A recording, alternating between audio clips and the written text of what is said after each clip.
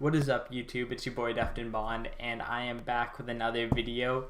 It has been a long time since I've been able to make a video. I've been on vacation for the past 2 weeks and just super busy with school, but I'm back now. I should have a lot more time, and I'm really starting to love Clash Royale again. Before, it was getting very frustrating. You used to be able to get to about 3,000 trophies if you're a good level 8, but since Global has came out, you need a lot, like the average card level of a lot of people around that 3,000 trophies. You're probably into like level 10 or far into level 9, and really good to be able to get into that trophies. So I've kind of accepted the fact that I won't be back at 3,000 trophies, but luckily I still have my little Legend Arena record just to remember the time, and if anyone clicks on my name, it's just a nice thing to have. But since that point, I've kind of settled around 2,600 trophies, and it's a lot more fun because then I can just try out decks. I don't really have that fear of going to the top or being in one of like the best clans, and it just makes the game a lot more fun if you aren't so worried about your trophy count. So I started using this deck just to get back. It's not anything special, but it just uses some of the cards that I have a high level with, and I like how simple it is just because it doesn't require any super strategies. There's no big cards. Your biggest card is a 5 elixir cost, which is the minion horde or the bomb tower, and it's not a great deck, but it's a lot of like fun, and it just was a nice way to get back into playing the game. So I have a couple of replays. I got a new camera. That's something that I was super excited to get, and it just makes the videos look so much nicer, my face, everything. So I'm gonna hop into one replay here, and we'll check it out and just check out this deck. Alright, so we're hopping into this replay.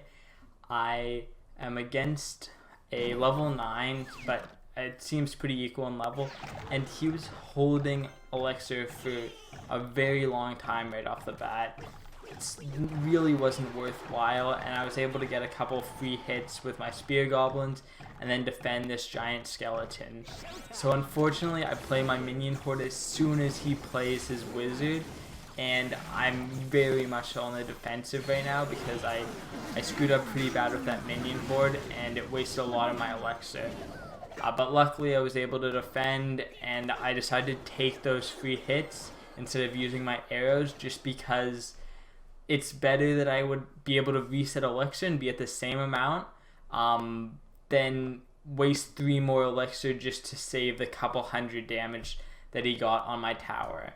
So right now I was able to play the Tesla and kind of reset. I wanted to see what he does, just because this deck with the Hog Rider and Dark Prince, it is great for capitalizing against elixir, like when you're down on elixir, or I mean when they're down on elixir. Like if they play a Pekka, which has been super popular as of recent, or any other big minions, or just invest a lot, then you can just capitalize.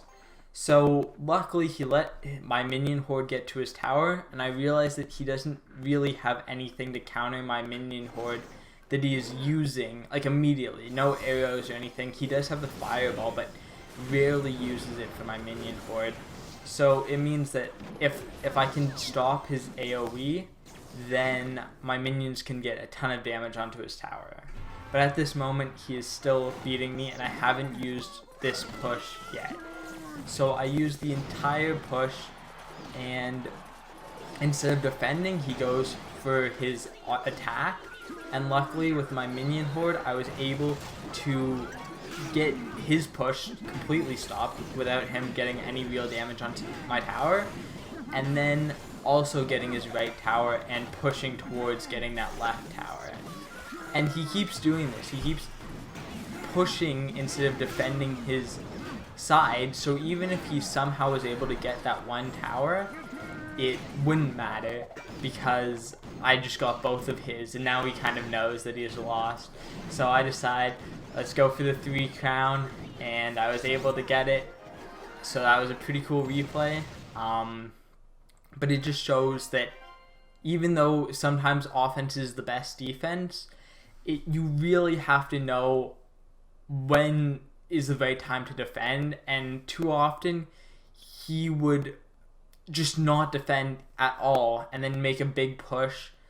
And it didn't work out because I always had my minion horde to defend. And if they don't, like, minion horde is one of the best cards to defend with, because if it's on your side, it takes a while for them to get their arrows over to your side, even if they know instantly. And if they try and predict the minion horde and it fails, then they've lost 3 elixir for like 100 damage on your crown tower or whatever. So it's really, really powerful card because it's amazing on defense and it can quickly turn a push into offense if you use it correctly. So I thought I'm going to hop into one more replay and then maybe we'll do a live battle. Okay, so I decided to choose this replay because it was one of those battles where he wants to base it around that P.E.K.K.A. And the P.E.K.K.A. is a very heavy investment of cards.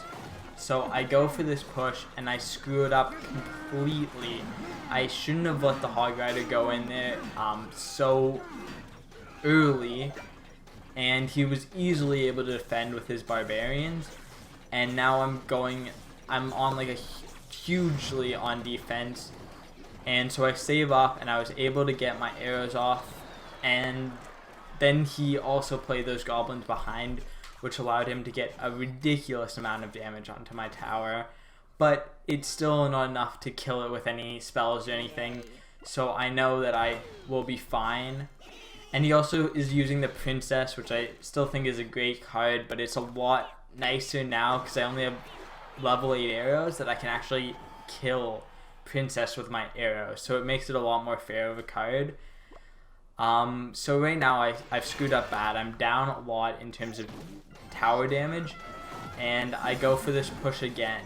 And luckily he didn't use the barbarians to counter, which means that I got all 3 of these things to the tower. And even with the fireball, since the Dark Prince has his shield, it doesn't matter, and I'm able to kill his tower. And he continues to invest resources into trying to stop that push because he just was wasting elixir. I'm sorry, I couldn't think of the right word. But that the way that he didn't instead realize, okay, I've lost that tower, I gotta use my elixir to get my, like, the push with the P.E.K.K.A. on, that's really where he, like, got screwed over. And now that I have a tower advantage, all I have to do is defend.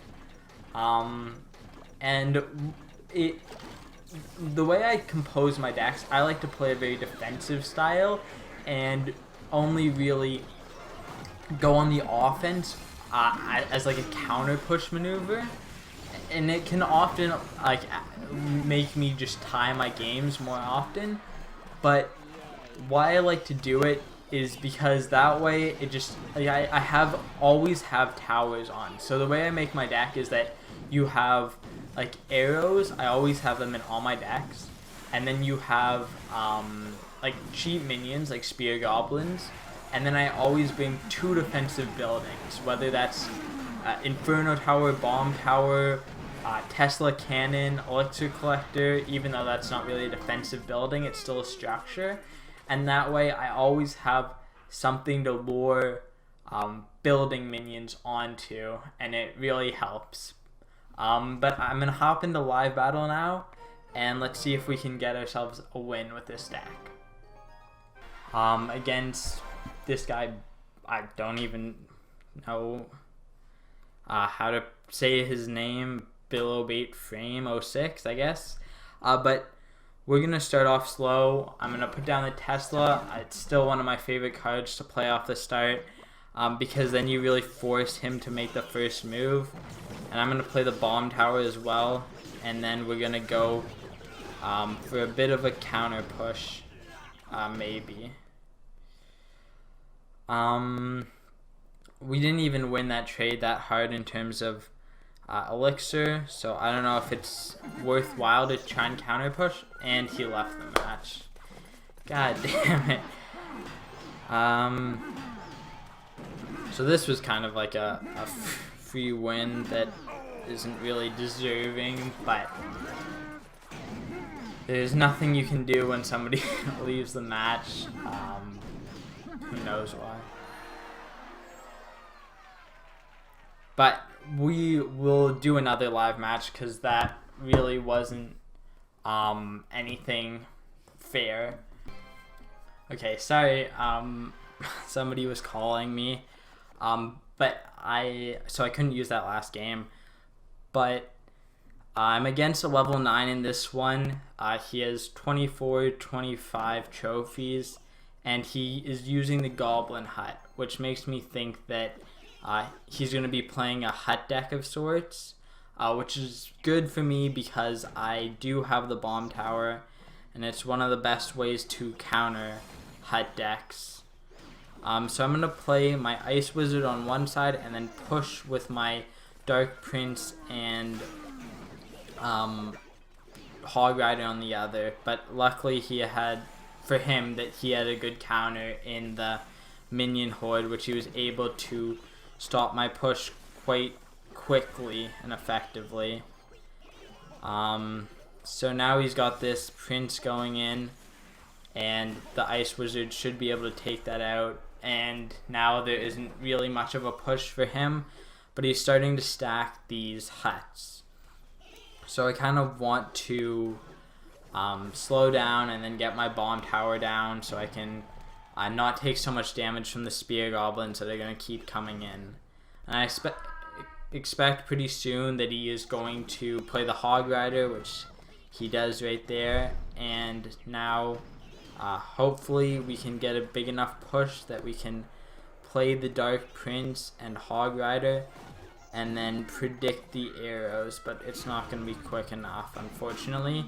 But he plays the Golem instead, which is a huge investment, which allows, and since my Dark Prince is tanking, my Hog Rider was able to get so much damage onto his tower, which is pretty great.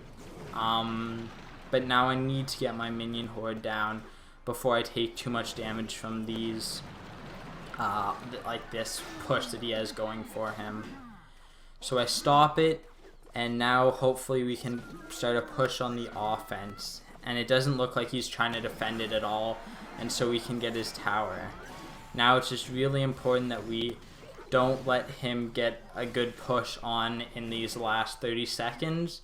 And so we're going to be primarily focused on defense, which I hope won't be too difficult considering we just stopped another one of his pushes. And I feel like he should be focusing on going down the left side considering he has so much less damage to do to that tower. But when you have two defensive buildings and your entire focus is on defending, it becomes quite easy to not lose. And there it is. So we get the victory.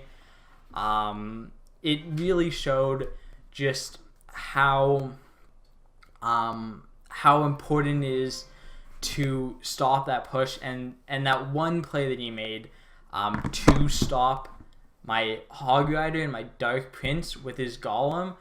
It was so bad because my Dark Prince was able to tank because I put it first, which is very important, and then he had no elixir to deal with my Hog Rider, who could keep attacking without taking any damage because the Dark Prince was tanking the tower and he wasted all of his elixir on the Golem. So I hope you guys enjoyed this video. It's been so long, and I'm going to start making them so much more frequently with so many interesting decks. So stay tuned and keep on supporting my videos. Love you guys, and I'll see you in the next video. Woo!